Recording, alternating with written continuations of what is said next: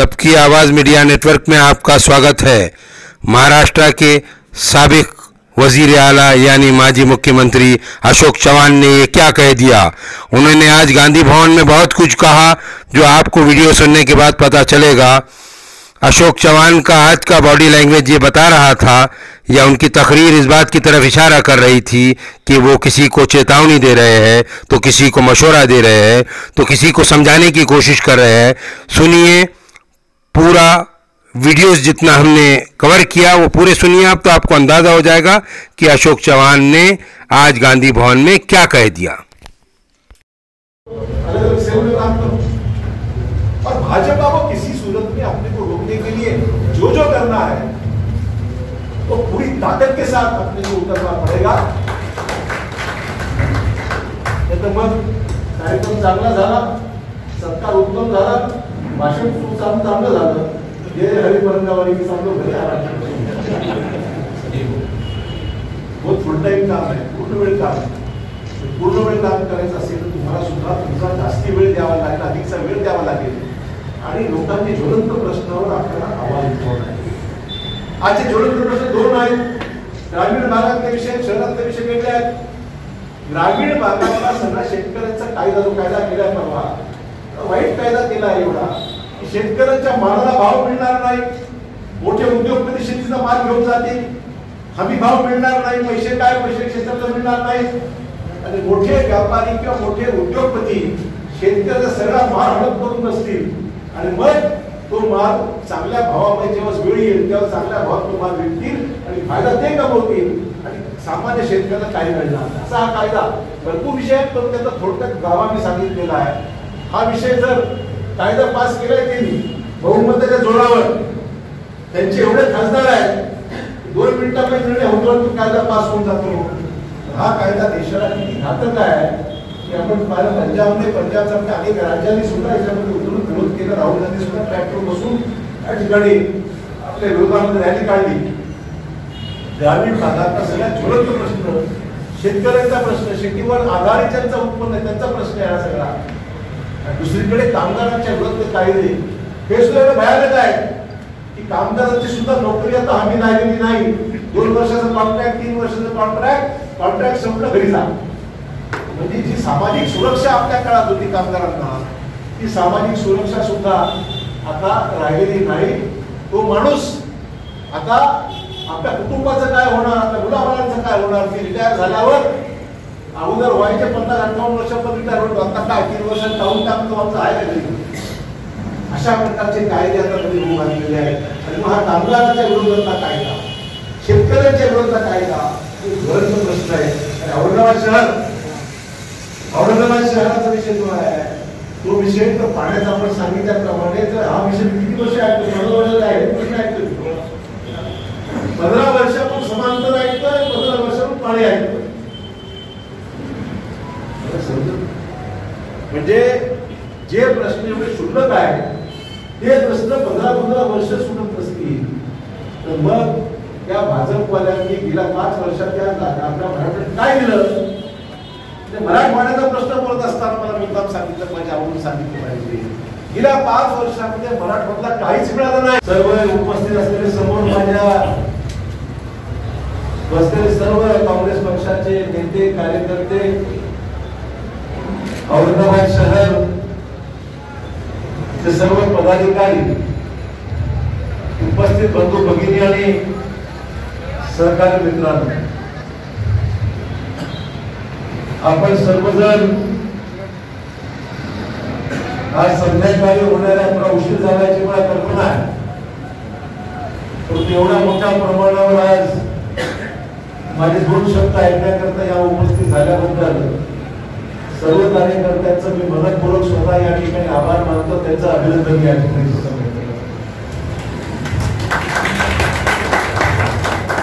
काँग्रेस कार्यालयामध्ये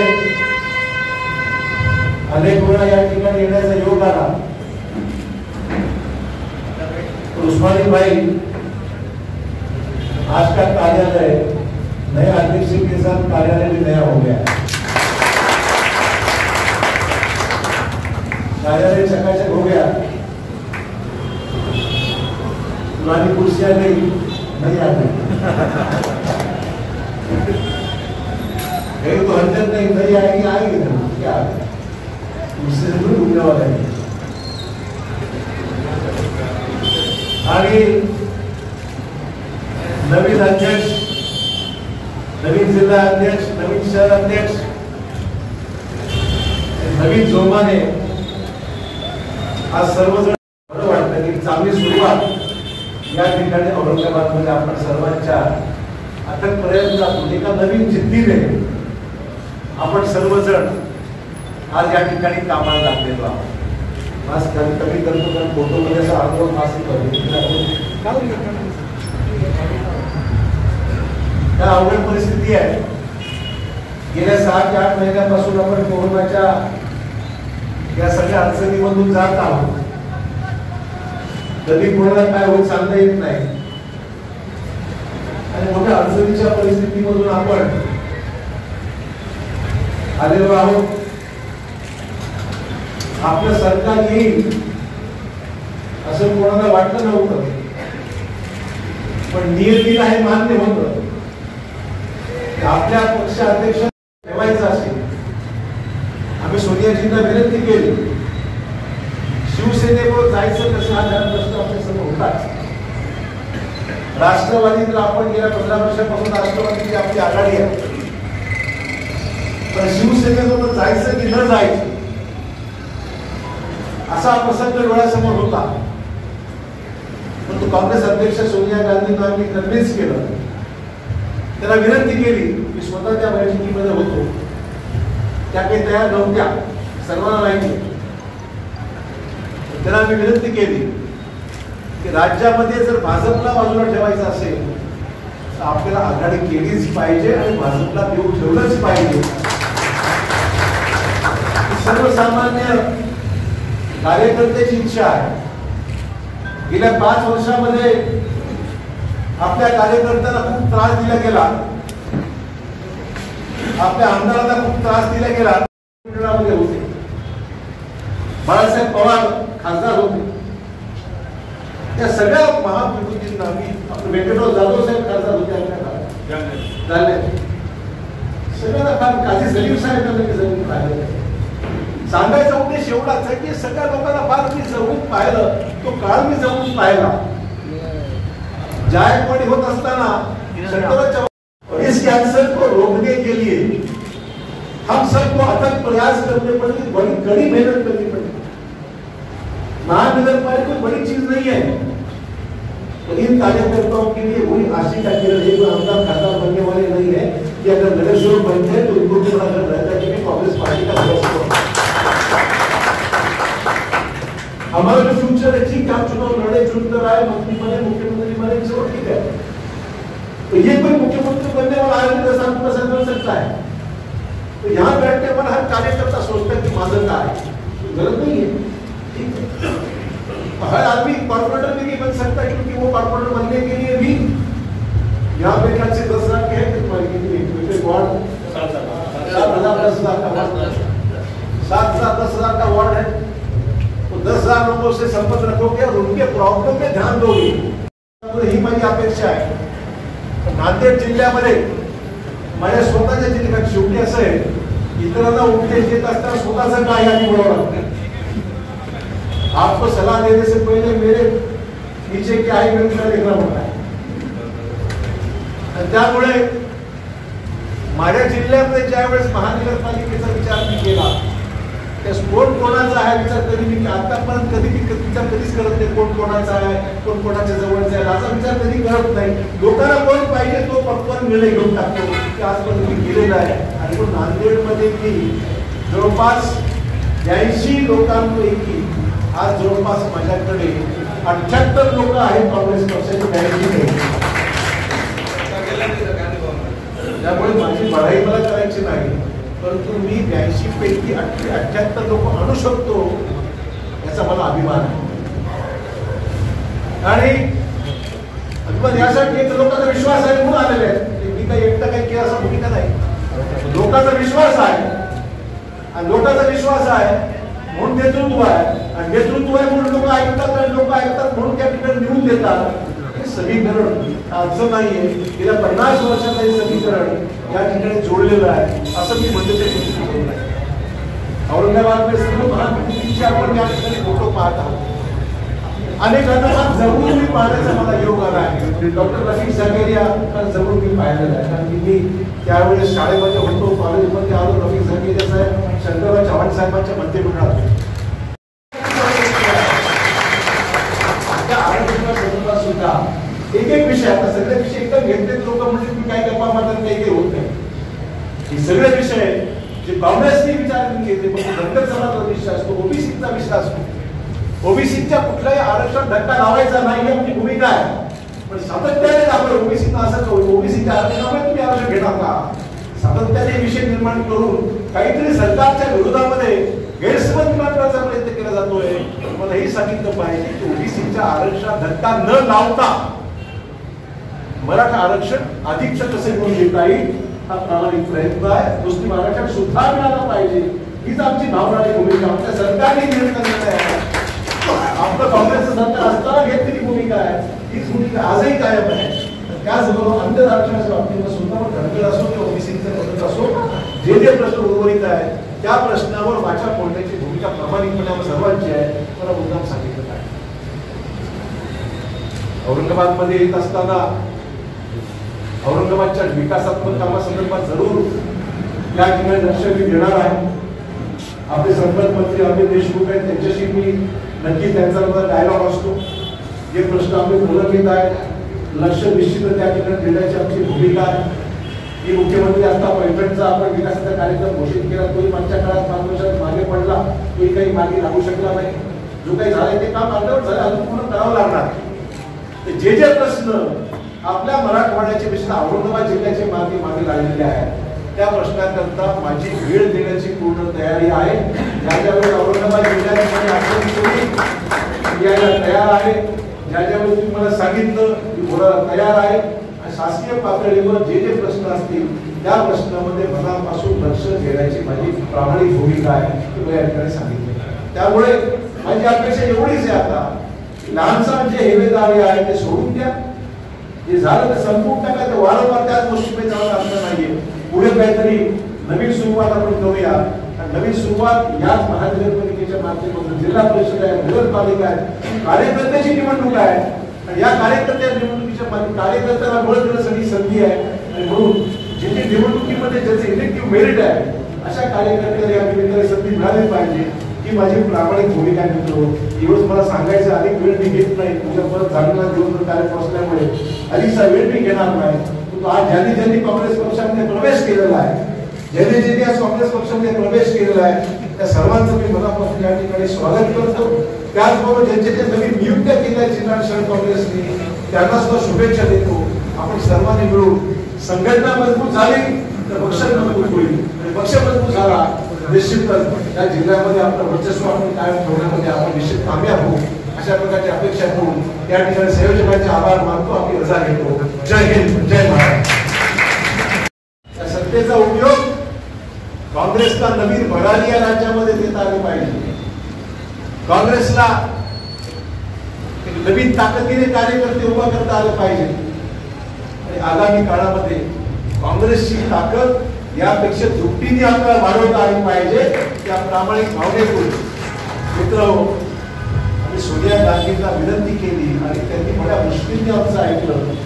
मला या ठिकाणी मुद्दाम स्पष्टपणे सांगितलं. यासाठी सांगतो आपली जबाबदारी अधिकची आहे. करण्याची आपली जबाबदारी वाढलेली आहे. काँग्रेसची ताकद जर वाढली नाही, काँग्रेसचे रिझल्ट जर चांगले आले नाही, लोक म्हणत मी सत्तेमध्ये गेला कशाला, मंत्री व्हायला गेला, सत्ता तुम्हाला पाहिजे होती म्हणून तुम्ही सत्तेमध्ये गेला. ज्या हेतूने आपण काँग्रेसमध्ये या सरकारमध्ये गेलो आहोत तो हेतू साध्य करायचा असेल तर व्यासपीठावर बसलेल्या सगळ्याला जबाबदारी घ्यावं लागेल आणि तुम्ही सर्वांनी मिळून एकत्रित काम करावं लागेल. केव्हा कुठे मराठवाड्याच्या या राजधानीमध्ये आगामी काळामध्ये लोकांना वाटलं पाहिजे, लोकांना काँग्रेस पाहिजे आहे, आपण कुठेतरी लोकांपर्यंत पोहोचण्यामध्ये कमी पडतोय का, हा खरा प्रश्न मला वाटतं एकमेकांना आपण विचारला पाहिजे. ज्या आपल्या उणीवा आहेत त्या उणीवा प्रामाणिकपणे आपण दूर केल्या पाहिजेत. काही अवघड नाही आहे, काही अवघड नाही. मान सन्मानाचे थोडे प्रश्न आहेत, एकमेकाला सांभाळून घ्यायची गरज आहे. आणि जो खरा लोकांना हवा असलेला माणूस आहे त्या माणसाला तिकीट दिलं पाहिजे ही माझी प्रामाणिक. आपले महापौर झाले, मुख्यमंत्री असताना चंद्रकांत काळे त्यावेळेस आपले पहिले महापौर झाले. सायंकाळजींना मी पाहिलंच आहे, पण प्रत्यक्ष कालावधी मात्र आपला महापौर होऊ शकला नाही. ही खंत मात्र आपल्या सर्वांच्या मनात काहीतरी चुकतंय. आपण कुछ गलतियां आपकी हो रही है और गलतियां ये हो रही है कि बार बार वही गलतियां हम कर रहे हैं, उसके वापस कामयाब नहीं हो रहे. जो लोगों को नहीं चलता है उसको बोलना चाहिए थोड़ा बैठ भाई बोलो क्या नए लोगों को ताकत को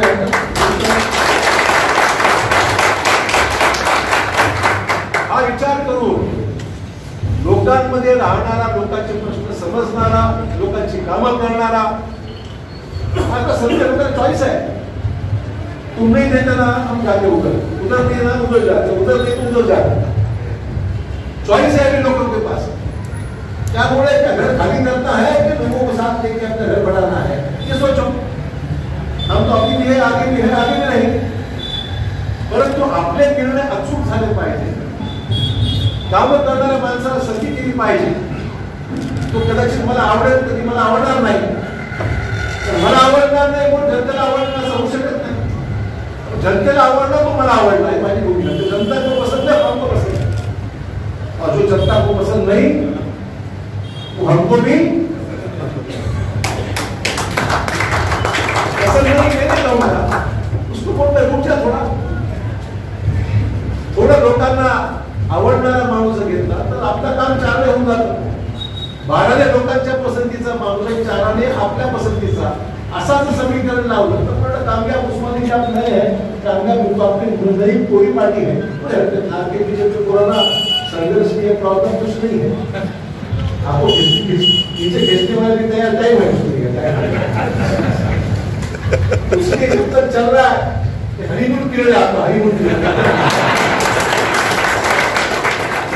आपका ये हनीमून पीरियड है. चलाओ, बिल्कुल चलाओ, अच्छी चलाओ, पूरी ताकत से चलाओ, अच्छा काम.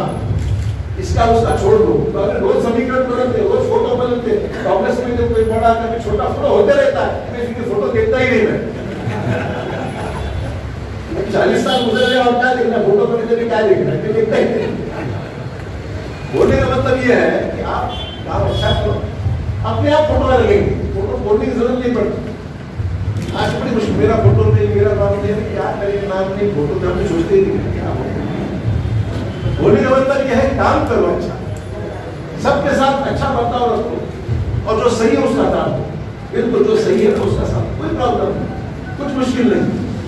लोगों को विश्वास आना चाहिए अध्यक्ष बिल्कुल न्यूट्रल है, बिल्कुल कोई गड़बाजी नहीं है और सबके साथ में लेके चलने वाला आम नागरिक है. ये भूमिका रही तो लोगों को विश्वास आएगा. आज सवाल यह है कि हमारे सामने कई चुनौतियां हैं. भाजपा देखिए जिस तरीके से जहर उगल रही है, सबसे बड़ी परेशानी हमारे सामने ये है कि पूरे देश में ये कैंसर